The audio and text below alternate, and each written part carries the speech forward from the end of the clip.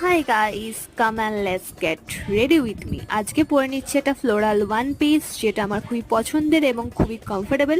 তো চলো মেকআপটা শুরু করা যাক। তো ফার্স্টেই আমি রোজ ওয়াটার দিয়ে মুখটাকে টোন করে নিলাম, তারপরে মাখলাম SPF 50 ওয়ালা সানস্ক্রিন, যেটা সুগারের।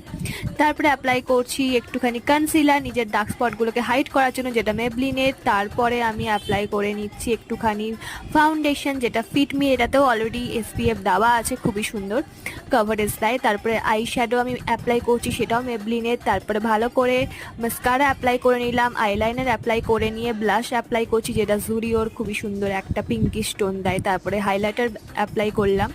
তারপরে আমি হাইলাইটারটারও কিন্তু মেবলিনের।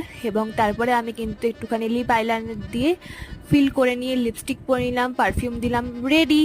কেমন লাগছে লুকটা কমেন্টে জানিও, ভালো লাগলে অবশ্যই চ্যানেলটাকে সাবস্ক্রাইব করে দিও। টাটা, দেখা হচ্ছে এরকম কোনো ভিডিও।